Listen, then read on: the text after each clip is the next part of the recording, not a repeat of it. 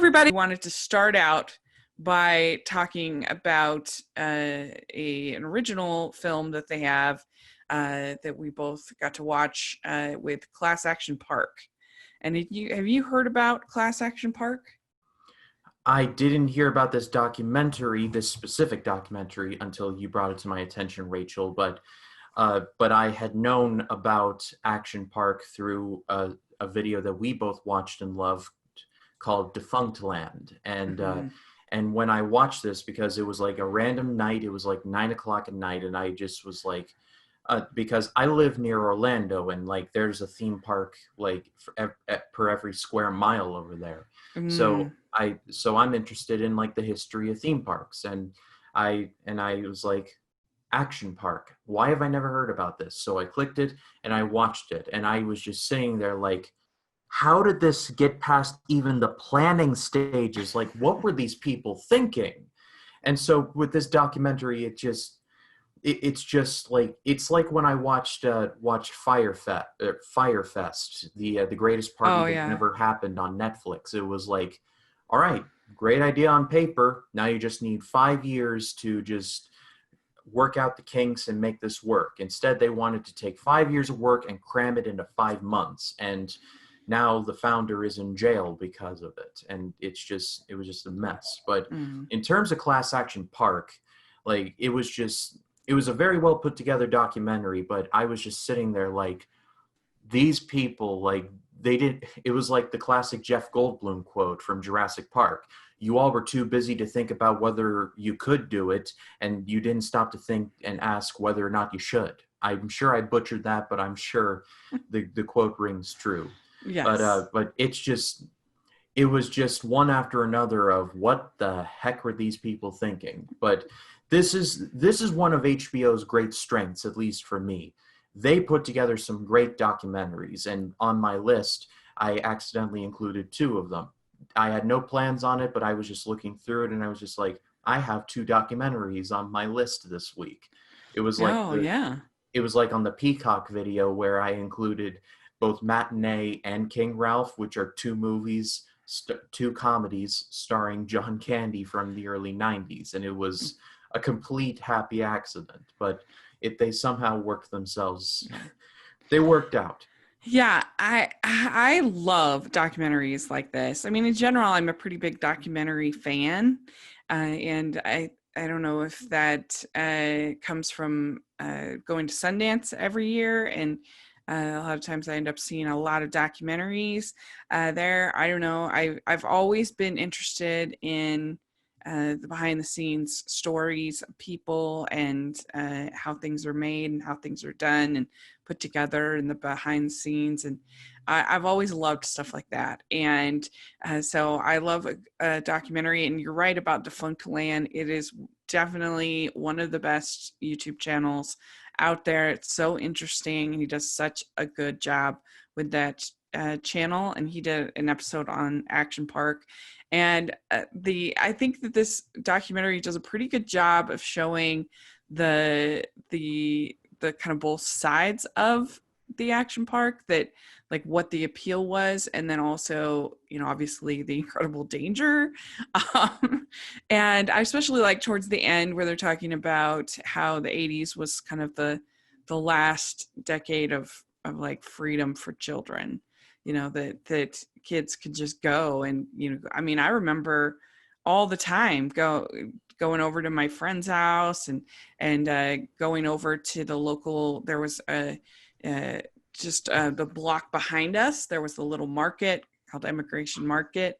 And we used to go all the time by ourselves to go get stuff from my mom or whatever, and that nobody even thought anything of it. And now you'd be all nervous, though, they're going by themselves. And I mean, I'm a big believer in free range kids. So there is a movement that to try to bring that back for kids. But I don't know, we become so like scared with, I think, school shootings and things like that have made us scared. And the thing about something like Action Park is that, yeah, it was very dangerous, but like but 9 out of 10 times you'd be fine. And so that's why I think it had the appeal of like you did something kind of wild as a kid. Yeah, and even at the biggest theme parks like Walt Disney World in Orlando or California, or Universal Studios in Mm-hmm. Orlando or in California, there are rides there that are just like they seem like one step away from just being like stories in the news. Like I don't know about where it is at Disneyland in California, but over in Walt Disney World in Orlando, there's a ride called the Twilight Zone Tower of Terror, where you get in on Mm-hmm. like this elevator and you go up and down and up and down and up and down, and it's like thank God the cables are strong, or else it'd be one of those things that snap and then you just all fall to their deaths. So and Yeah. to your point about about free range kids, Rachel, from where if from where I stand, I personally believe like as long as I don't hear about you on the news, do whatever you want. Mm-hmm. But there's definitely stuff to be worried about when it comes to kids. Like I'm not saying you should like be like, oh, I don't care, just go do whatever. But like set guidelines and rules and like don't do these certain things. Outside of that, do whatever you want. So Yeah. there's risk there, but as long as you teach the kids not to do those bad things, then they should be fine. Because I think kids are a lot smarter than people get credit for. Yeah, I agree. I mean, and it's not saying to be irresponsible. Obviously, the action park was irresponsible. When people are dying and stuff, but I don't know. I feel like in a way we've kind of hit the other extreme, and that's one thing that kind of worries me about the lockdowns and the closing of everything is that there's always going to be viruses. There's always going to be things like you're never going to be able to be out in public and have no risk. And I get it, and I'm fully supportive of this unusual time because of a pandemic that's very, very contagious. That's more than our typical flus and things. I get that, but on the other hand, like the I don't want to permanently lose that sense of um, freedom that the of being of sort of taking that risk of being with other people.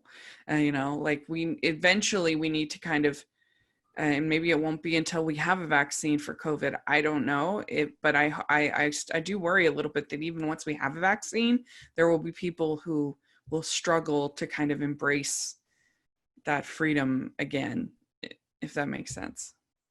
Yeah, George Carlin, the legendary comedian, had a bit where he would rant about how boring people are, and like how people are constantly afraid of germs nowadays. And I won't say it here because there's a lot of coarse language in there, but his basic conceit is that once if you step outside, you're going to encounter germs and mean people and just a lot of bad stuff. But there's Mm-hmm. also a lot of good stuff too. It's Right. really up to your intuition and your thinking. And as long as you have a good head on your shoulders, you should make it through just fine. Yeah. And when it comes to your point, Rachel, about there will always be viruses, like that's why we have a thing in our body called an immune system. And that's why I still drink cranberry juice to strengthen mine. But that's Right. another point for another time. Yeah. But yeah,